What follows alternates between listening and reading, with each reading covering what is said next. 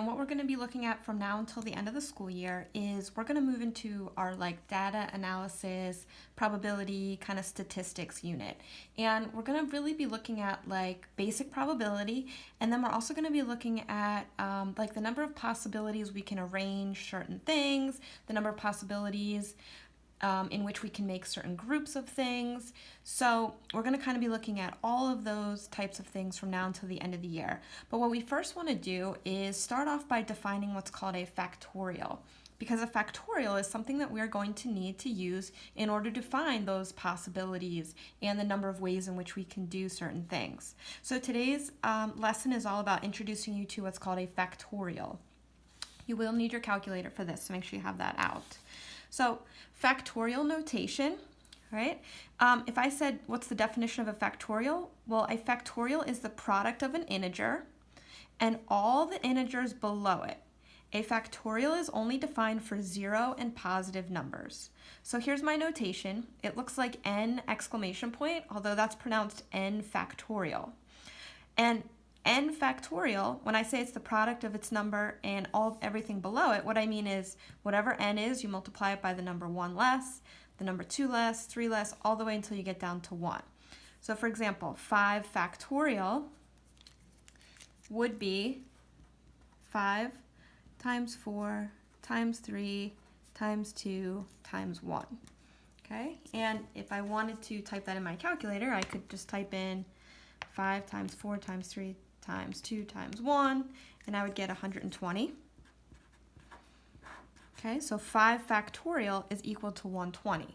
Now, I also posted a document to show you how to access the factorial button in your calculator. So another way of kind of doing a shortcut and calculating 5 factorial is you want to type in the number that you want to take the factorial of. So I'm going to type in 5. I'm going to hit the math key, and I'm going to go over to that PRB, the probability menu, and you can see option 4 has that exclamation point, which is our factorial notation. So 5 factorial gives you 120. So that's a way that we're going to be able to just type those into our calculator and get those values quicker. So you're going to be doing a couple of operations with factorials today. So let's look at our first example. Let's say I wanted to take 4 factorial plus 6 factorial. One thing you want to make sure you note is that this does not equal 10 factorial, okay? When you are doing these operations, think of it as like order of operations. Multiplication, 5, 4, 3, 2, 1, or this is 4, 3, 2, 1, that happens before you do the addition. So you actually want to find 4 factorial first and 6 factorial next, and then add those two values. So in my calculator, 4 math PRB, I'm going to select option 4. So 4 factorial is 24. 6 factorial is 720.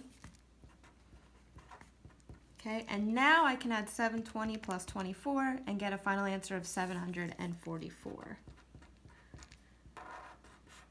Okay, so 4 factorial plus 6 factorial is 744. It does not equal 10 factorial, so you just got to be careful there. The same thing goes if I'm multiplying factorials. 3 factorial times 7 factorial, that does not equal 21 factorial. Okay, you want to find 3 factorial and you want to multiply it to 7 factorial. All right, so 3 factorial. Well, I'm going to do a shortcut. That's just 3 times 2 times 1. So that's 6. All right, 7 factorial. I'll go to 7 math, over to the probability button. 7 factorial is 5040. Okay, so 6 times 5,040 is 30,240. Now, just real quick, in Schoology, if I asked you what the value of this was and you had to type it in, I believe I have it set up so that, like this might not be a multiple choice question, this might be where you type it in yourself. I believe I have it set up so that you could type it in with the comma, so you could type it in as 30,240 and it would accept it, or you could just type it in as 30,240 and both of those should be okay to type in. If you're having issues, let me know, but I think I have it set up so both of those would be considered a correct answer in Schoology if you were typing in your own answer. Maybe you get a multiple choice question in your Schoology practice that asks you, okay, well, which of the following is equivalent to 5 factorial? And you have a couple of different options to choose from. So if this was a multiple choice question, I ask you guys to upload your work, this is kind of what I would like to see. Or any problem, whatever work I have is basically what I would want to see on your paper. Well, first of all, I want to know what 5 factorial is so I can see which of these equals the same value. Now, we already did 5 factorial at the top here, so that I know 5 factorial is 120. So what I want to know is which of these also equal 120.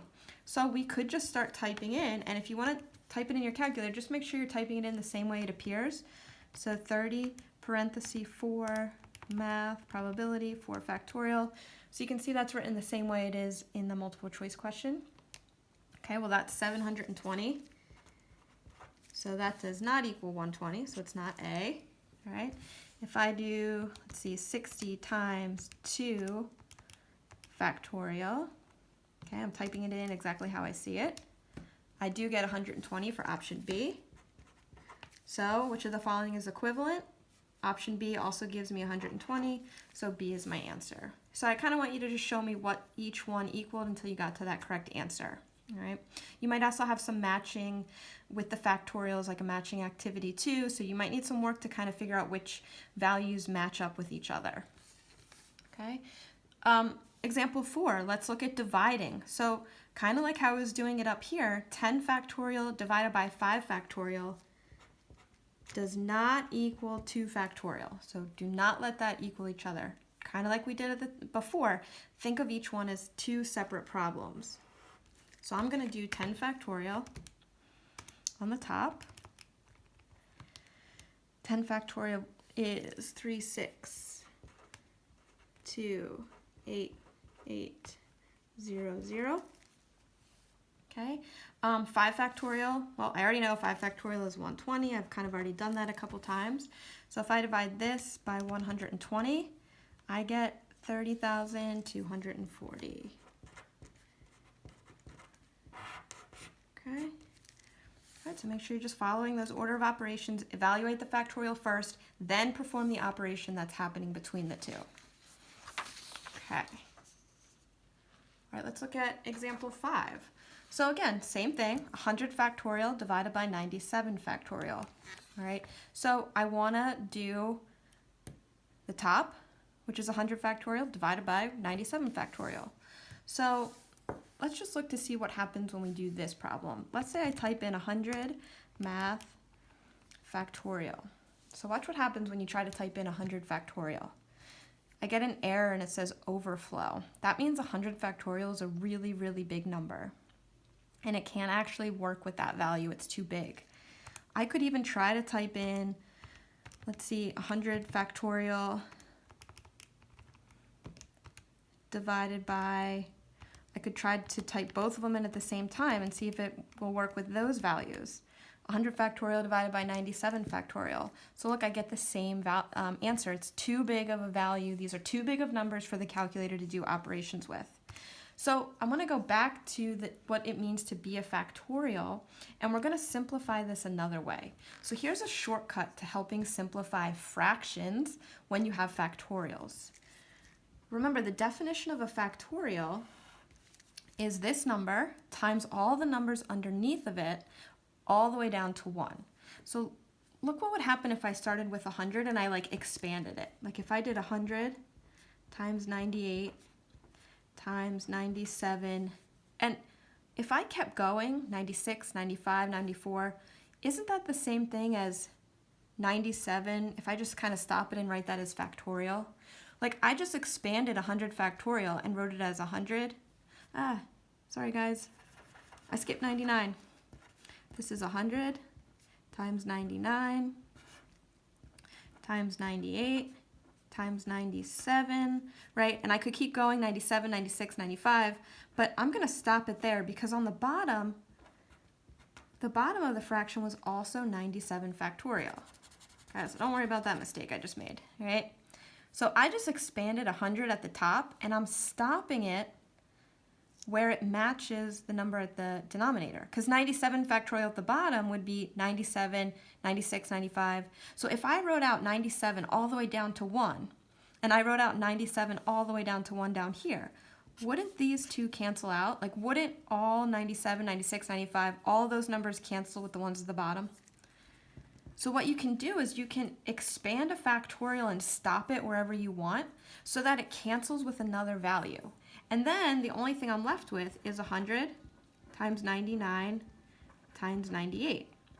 And that's something my calculator definitely can handle. So if I did 100 times 99 times 98, I get 970, 200. Okay, so if your numbers are too big, what you want to do is you want to expand your factorial so that you get factorials that match, and then just cancel those out.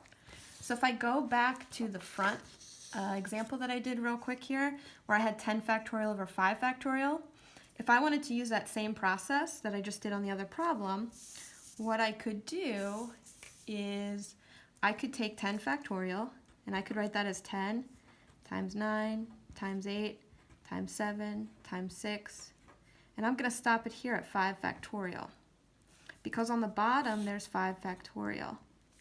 And what I know is that 5 down to 1 will cancel with the 5 down to 1 down here. And what I'm left with in here is 10 times 9 times 8 times 7 times 6. And if I multiply those numbers together, I'm going to get the 30,240. So if I just double check, 10 times 9 times 8 times 7 times 6, all right, I get the 30,240. Okay, this does equal. So, you know, one of the activities in Schoology practice is going to be like a matching. So maybe you match 10 factorial over 5 factorial. Maybe I don't have this as an answer, the 3240, but maybe I have this expanded piece, 10, 9, 8, 7, 6, 7, 6 right now. So you would know that like 10 factorial divided by 5 factorial is the same as 10 times 9 times 8 times 7 times 6, because the 5 factorials had canceled. So you might be matching original problems to their values, or maybe the original problem to like the expanded and simplified problem.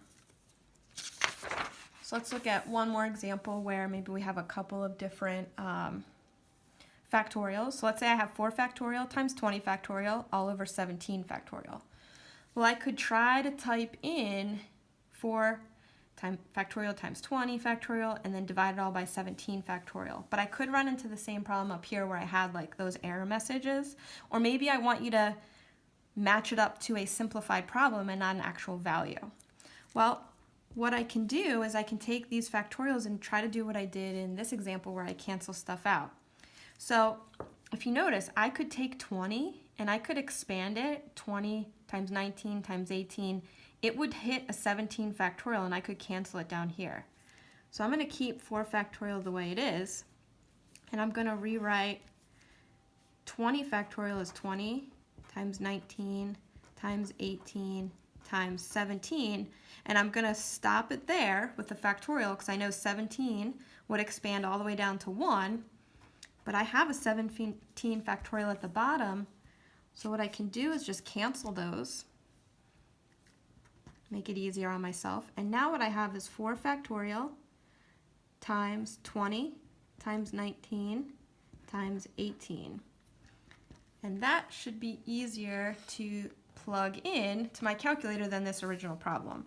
So 4 math factorial times 20 times 19 times 18 gives me a value of 164, 160.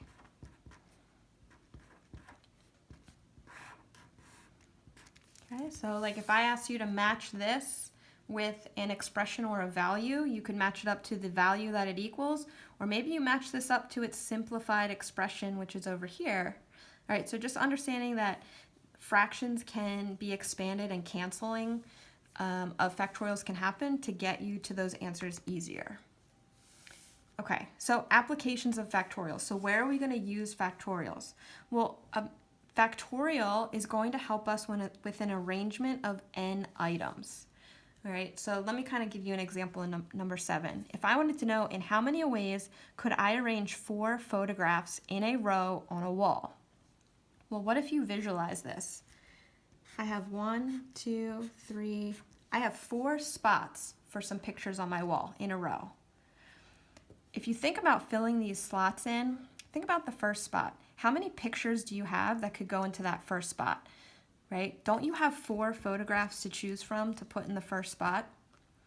And then you're looking at the second spot on your wall. Well, you've already used a photograph. So now don't you only have 3 to choose from? And in the third spot, you've already used 2 pictures. So now don't you only have 2 left? And you get to that last spot, you've only got 1 left. So the number of ways that I could arrange these 4 pictures on a wall is actually 4 times 3 times 2 times 1, which is the same thing as 4 factorial. Okay, so if I wanted to talk about the arrangement of n items, if I'm going to arrange all the items on my wall, or I'm going to line up a bunch of people, or maybe arrange a bunch of books, then you're going to take n factorial.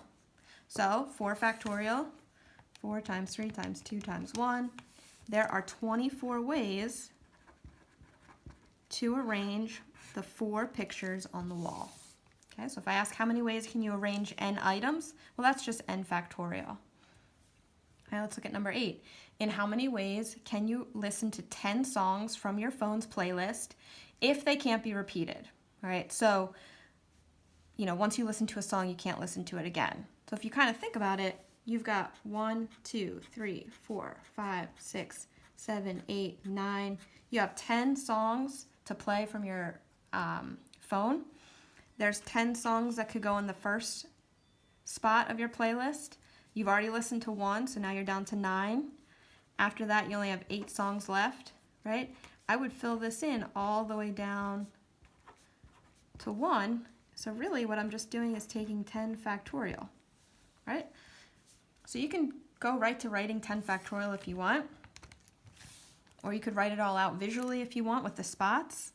So 10 factorial is 3, 6, 2, 8, 8, 0, 0. Oh, I missed an 8 in there. 3, 6, 2, 8, 8, 0, 0. Okay. All right.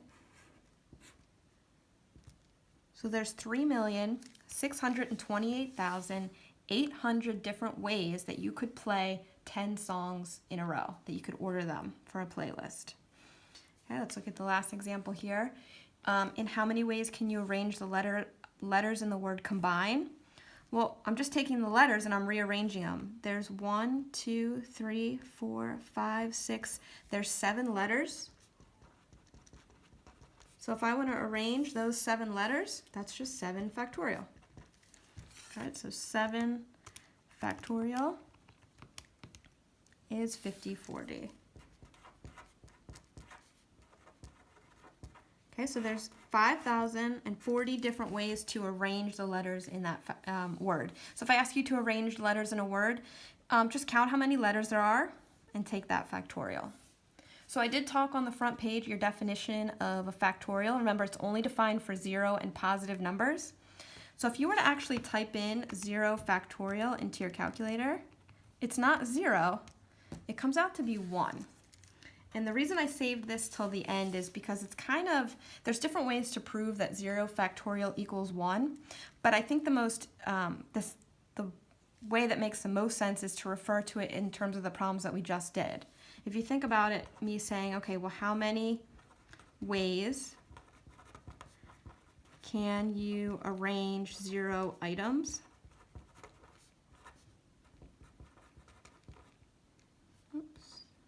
I can't spell today. How many ways can you arrange 0 items? Okay, well, you can't arrange 0 items, right? So really what we say is that there's only one way. So the only way to arrange 0 items is if you just don't do it, or you can't do it. Okay, so just remember that 0 factorial is equal to 1 and not 0.